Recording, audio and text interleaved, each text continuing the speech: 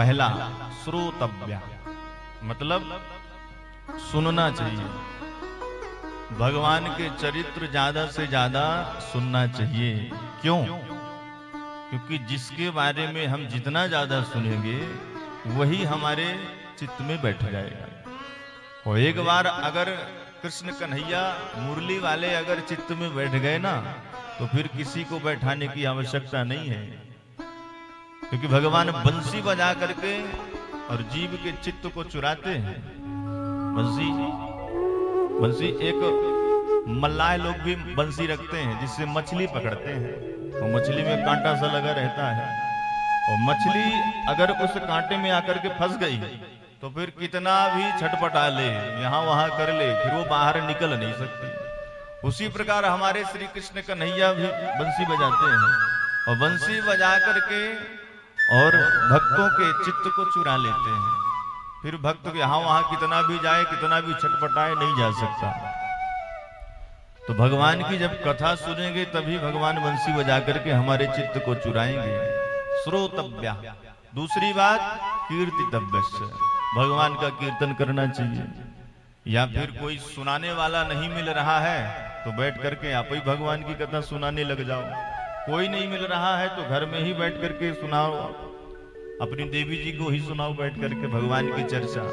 तो श्रोतव्य कीर्तितव्य। तीसरी बात आती है स्मरण की। स्मरण करना चाहिए। भगवान की जो कथा सुने उसका स्मरण भी करें।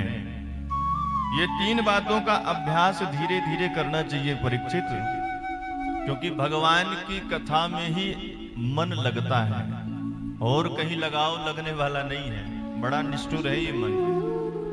माला लेकर के बैठ जाओ जपने के लिए, बड़ा कठिन है लगना। घंटों बैठे रहो और मन आपका कहीं दिल्ली बंबई होते हुए कहां कहां घूम करके आ जाएगा, पर माला में लगने वाला नहीं है।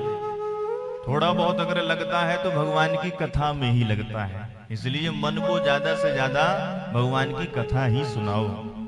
गोस्वामी जी ने अपने मन को ही तो कथा सुनाई। रामचरितमानस गोस्वामी जी ने लिखा तो अपने मन को ही लिखा। और जब भी भगवान की सुंदर लीलाओं का दर्शन करते हैं गोस्वामी जी और मन पुलकित हो जाता है तो अपने मन को डांटने लगते हैं। भैया जिनकी कथा सुन करके तो इतना प्रफुल्लित हो रहा है, उनके चरणों में अपने आप को भी तो समर्पित कर।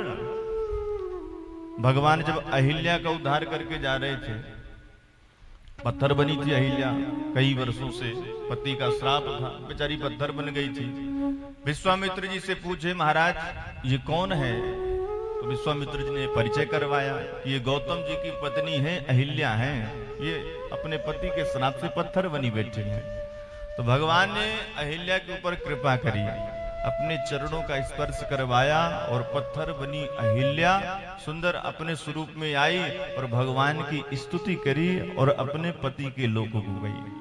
और जैसे ही इस करुणा की कथा को गोस्वामी जी ने लिखा तो मन बड़ा द्रवित हो गया, रोमांचित हो गया, पूरा शरीर गदगद हो गए गोस्वामी जी महाराज। और उसी समय अपने मन को डांटने लग गए। डांट करके कहते हैं क्या? अस प्रभु दीन बंधु हरि, कारण रहित दया, तुलसीदास सठते ही भजो, छाड़ कपट जंजाल। गोस्वामी जी कहते हैं कि अरे सठ, जिनकी कथा सुन करके तो पुलकित हो रहा है, उनके चरणों में अपने आप को भी तो लगा। तो ये मन कथा से ही द्रवीभूत हो सकता है सज्जनों। लोहे की तरह है। लोहा, आप लोहे को अगर साधारण लोहे को मोड़ना चाहेंगे तो मुड़ेगा नहीं ऐसे। और उसी को अगर अग्नि में आपने तपा लिया, लाल हो गया लोहा, तो उसको चाहे जिस तरफ मोड़ो, चाहे जो बनाओ, तो द्रवीभूत है लोहा, फिर आप कहीं भी मोड़िए। उसी प्रकार आपका मन अगर भगवान की कथा सुन करके द्रवीभूत हो गया तो फिर इस मन को आप कहीं भी लगा सकते हैं, कहीं भी मोड़ सकते हैं।